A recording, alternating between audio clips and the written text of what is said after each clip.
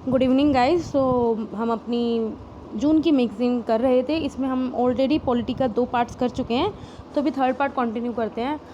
Guys मैं आपसे एक बताना चाहती हूँ कि भी जो बच्चे प्रीलिम्स 2021 देंगे तो वो अपनी मई से विज़न की मैगज़ीन करना स्टार्ट कर दें। और साथ में जो मैं डेली करंट अफेयर्स देती हूँ तो वो बेस्ट है अगर आप वो करें, तो उससे क्या है कि जब फाइनली जो मैगज़ीन आएगा उसको करने में बहुत आसानी हो जाएगी, वो एक तरह से आपकी रिवीजन हो जाएगी। और जो बच्चे 2020 में प्रीलिम्स दे रहे हैं और अगर उन्होंने अभी तक करंट अफेयर्स नहीं किए हैं और अगर किए हैं तो ज़्यादा स्ट्रॉन्ग नहीं है, तो गाइज़ मैंने PT 365 की मैगज़ीन करा रही हूँ। तो उसमें मैं ऑलरेडी पॉलिटी, सोशल इश्यूज़ और इंटरनेशनल रिलेशंस भी कंप्लीट होने वाला है। और मैं नेक्स्ट मंथ तक ये पूरी जो एक इन्वायरमेंट, इकोनॉमी और साइंस एंड टेक्नोलॉजी, ये जो मैगज़ीन पढ़ी हैं इनको मैं कवर करा दूँगी पूरा नेक्स्ट मंथ में। अगस्त तक आपकी जो मई 2019 से लेकर फरवरी 2020 तक की जो न्यूज़ कवर होती है ना, वो आपकी सारी इसमें आपकी कवर हो जाएंगी। और बाकी अब मई की मैंने यहाँ से कराई गई है, जून की मैं करा रही हूँ और डेली करंट अफेयर्स भी चल रहे हैं। तो जो बच्चे अगर प्रीलिम 2020 देना चाहते हैं तो उनके लिए बहुत बेनिफिशियल है। आप मेरे चैनल पे जाएँ और वहाँ की प्लेलिस्ट में आपको सब मिल जाएगा। तो गाइस ठीक है, ये एक छोटी सी इन्फॉर्मेशन थी। और साथ में मैं टेस्ट सीरीज़ भी स्टार्ट करी है विज़न की। जो बच्चे प्रीलिम 2020 देना चाहते हैं तो प्लीज़ वो उससे करिए, आपके लिए बहुत बेनिफिशियल होगा।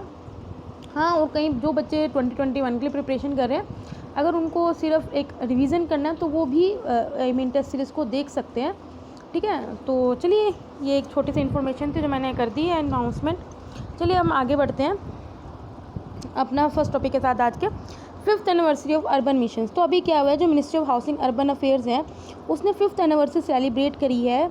जो हमने अर्बन मिशन स्टार्ट किए थे, PM आवास योजना अर्बन के लिए, AMRUT Atal mission for regeneration and the urban transformation और 3rd स्मार्ट सिटीज़ मिशन। ये हमने 3 जो मिशन स्टार्ट किए थे अर्बन मिशन के लिए, इसकी 5th एनिवर्सरी कौन सेलिब्रेट कर रहा है? Ministry of housing and urban affair. चलिए हर एक के बारे में पढ़ते हैं कि इसके अंडर क्या था।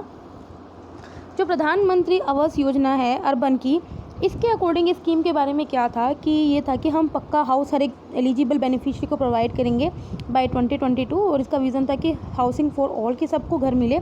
इसमें जो एलिजिबल बेनिफिशरीज थे वो 3 तरह में थे। इकोनॉमिकल वीकर सेक्शन जिनकी इनकम 3 लाख तक हो, लो इनकम ग्रुप जिनकी इनकम 3 से 6 लाख के हो, और मीडियम इनकम ग्रुप जिनकी इनकम 6 से 18 लाख में हो एनुअली।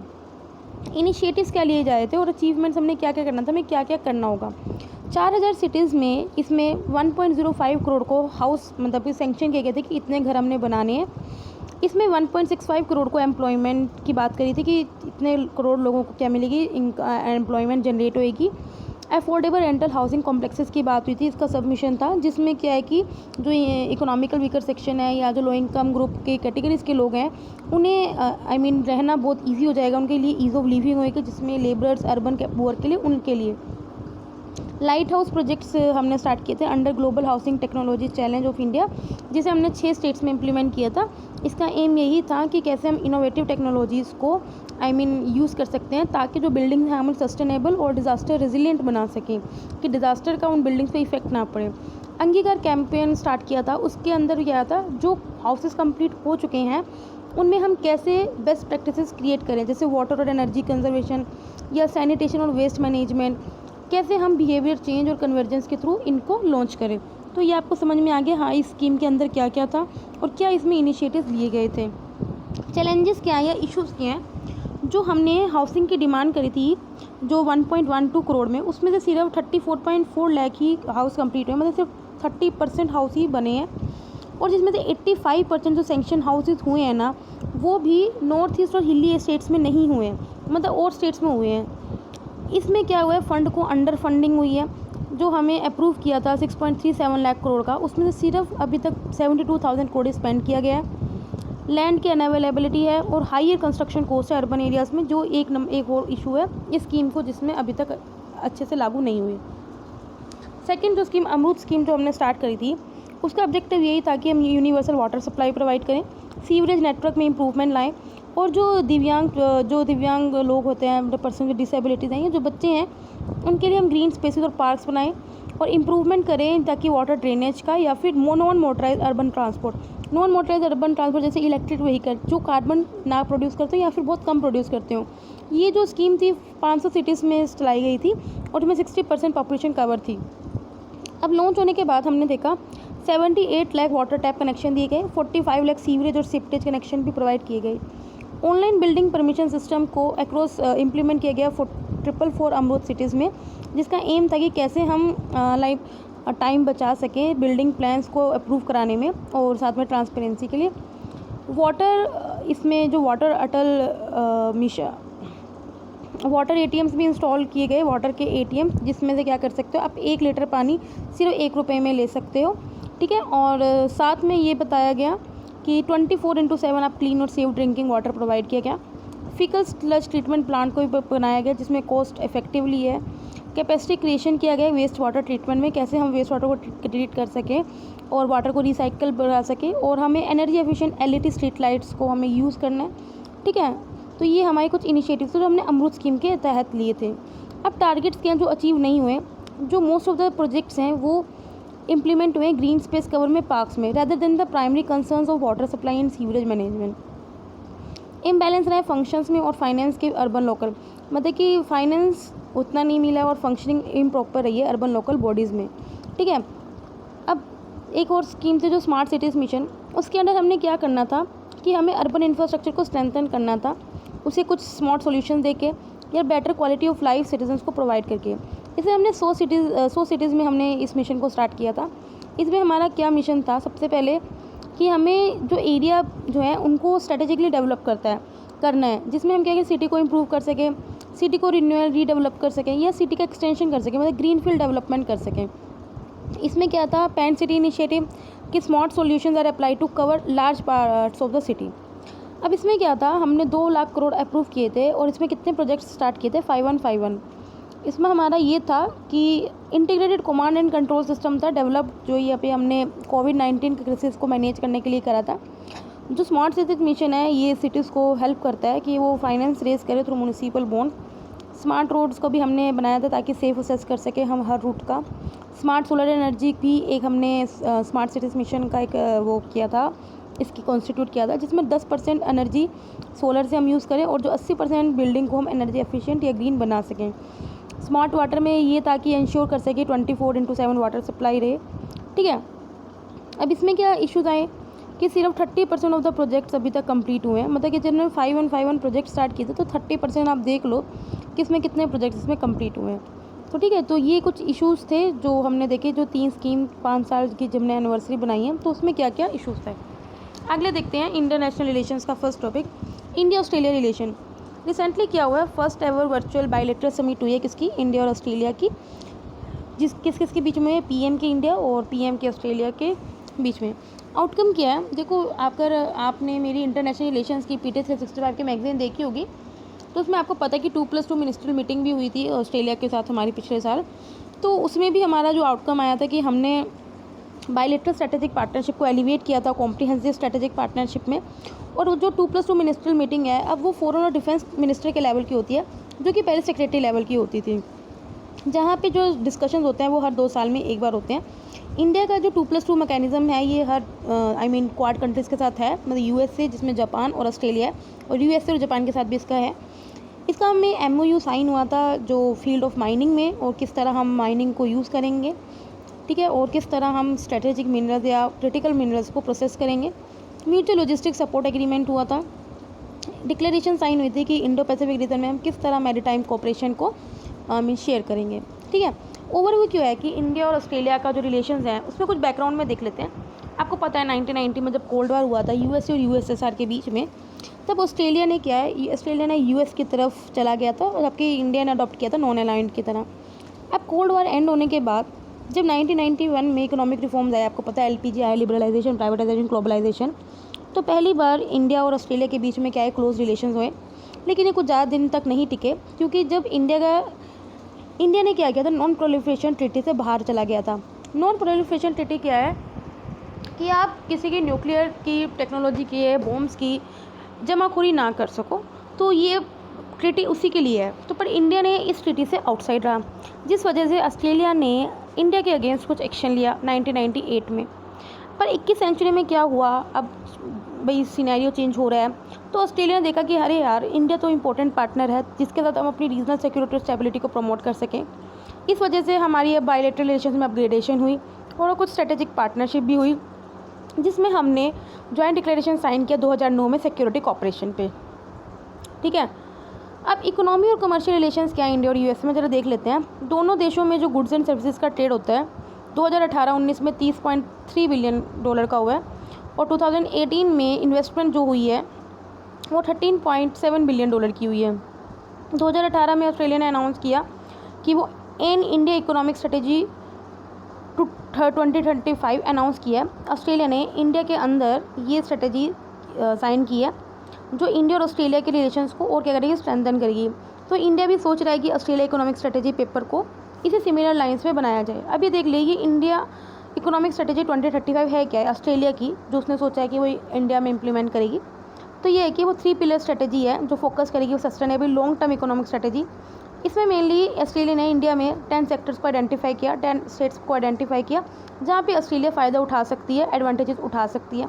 इन्होंने देखा है किस किस सेक्टर में फ़ायदा उठा सकती है, एजुकेशन में, एग्री बिजनेस, रिसोर्सेज, टूरिज्म में लेके energy, health, financial services, infrastructure, sports, science, innovation. इसने ऐसे 10 सेक्टर आइडेंटिफाई कर, अब ये 10 सेक्टर आइडेंटिफाई ऑफ कोर्स इसी पे ही वो क्या करेगी, इन्वेस्ट करेगी। ठीक है, 3 पिलर्स में इंक्लूड है इकोनॉमिक टाइज को स्ट्रॉन्ग करेंगे, जियो स्ट्रेटेजिक एंगेजमेंट करेंगे और कल्चरल थ्रस्ट जो है, सॉफ्ट पावर है, ये सब सॉफ्ट पावर होती हैं। ठीक है, इन पे क्या करेंगे, अपने रिलेशन को स्ट्रॉन्ग करेंगे। अब क्या है, इन दोनों कंट्रीज़ ने डिसाइड किया था कि वो टॉक्स करेंगे किस पे, कॉम्प्रिहेंसिव इकोनॉमिक कॉपरेशन एग्रीमेंट। ठीक है, इकोनॉमिक की कॉपरेशन है उस पर एग्रीमेंट पे कुछ इन्होंने डिस्कशन करनी थी जो 2011 में शुरू हुई थी, लेकिन ये 2015 तक ही रही।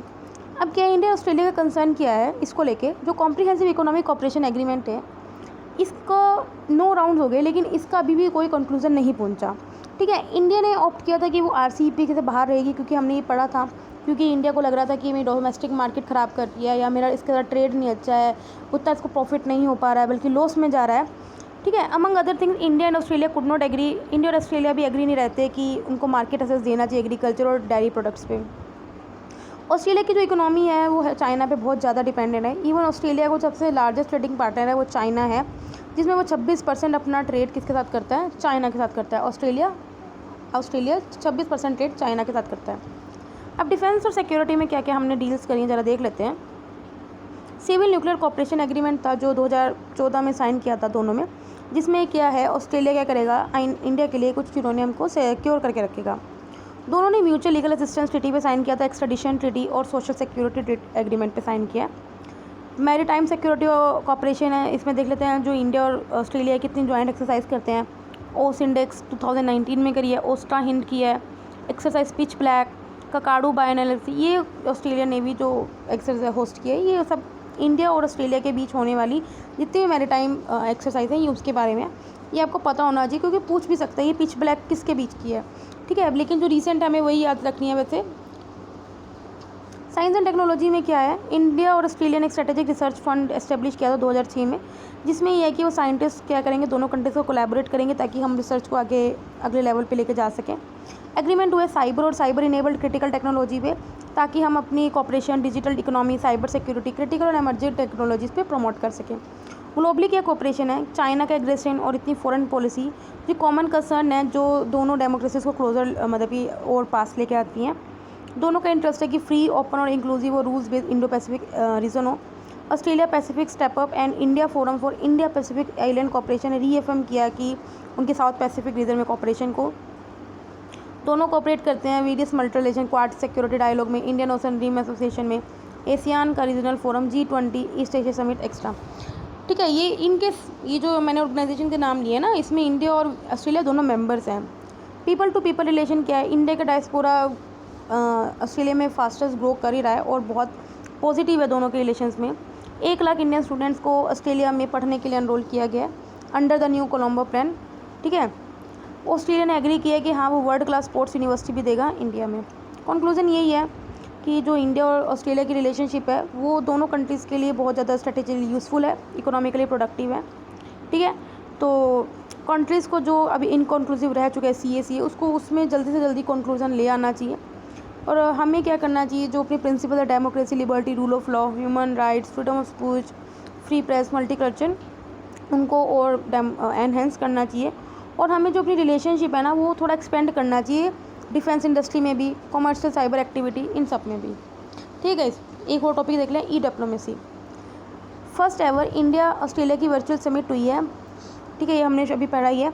इन द वेक ऑफ कोविड-19 has brought the concept of e diplomacy to limelight. Of course अब क्या है, डिप्लोमेसी का मतलब क्या होता है कि दो कंट्रीज़ के बीच में हम क्या कर रहे हैं, रिलेशंस क्या डिप्लोमेटिकली सेट कर रहे हैं, बातचीत से सेट कर रहे हैं, इसे बोलते हैं डिप्लोमेसी। तो इंडिया और ऑस्ट्रेलिया की वर्चुअल समिट हुई, तो वहाँ से कंसेप्ट निकल के आ रहा है ई डिप्लोमेसी। क्यों? क्योंकि हमने फेस टू फेस ना करके हम लोग ने क्या कर रहा है, थ्रू द ICT मतलब कि इंफॉर्मेशन कम्युनिकेशन टेक्नोलॉजी का यूज़ करके हमने किया। अभी क्या है, कोविड के चलते हुए बहुत नेशंस हैं जो ई डिप्लोमेसी रूट से क्या कर रहे हैं, कनेक्ट हो रहे हैं, फॉरेन रिलेशंस को चला रहे हैं। ये नहीं कि भी यार कोविड चल रहा है तो इधर उधर आना ही बंद कर देंगे, तो यार ऐसे तो कोई आपस में बातचीत नहीं कर सकेगा दो कंट्रीज़ आपस में। ठीक है, तो ई डिप्लोमेसी रूट इस वक्त क्या है, बेस्ट रूट है। और भी बहुत रिसेंट समिट्स हुई हैं जो वर्चुअल हुई हैं, जैसे एक्स्ट्रा ऑर्डिनरी G20 लीडर्स की समिट हुई है, सार्स की भी वर्चुअल समिट हुई है, नाम की भी समिट हुई है। ये सब हेल्ड कैसे हुई हैं, वर्चुअली हुई हैं।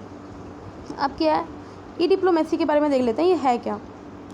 जो ई डिप्लोमेसी है, इसमें क्या हम इंटरनेट या कम्युनिकेशन टेक्नोलॉजीज़ का यूज़ करते हैं, जिससे हम क्या डिप्लोमेटिक गोल्स और अपने ऑब्जेक्टिव उनको एस्टेब्लिश करते हैं, ताकि हम जो नॉर्मल फंक्शन है उसको कैरी आउट कर सकें।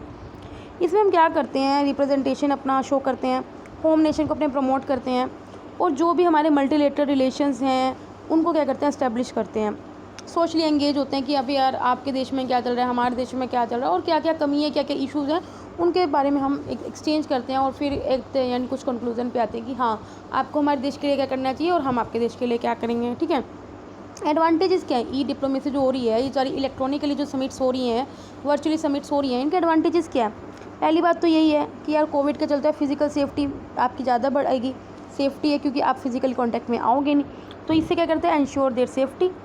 इकोनॉमिकली प्रूडेंट है भाई। अब आप बताओ, मोदी जी दूसरे देश में जाते हैं या दूसरे देश का कोई भी लीडर इंडिया में आता है, तो हम कितना ज़्यादा उसमें ह्यूज अमाउंट का खर्चा करते हैं, उनके कॉस्टली ट्रैवल्स होते हैं, फिर उनके बाद जब वो आते हैं उनको एकदम से इतना लेविश उनको वेलकम देते हैं, तो उन इवेंट्स में कितना खर्चा हो जाता है, तो वो बहुत बचेगा।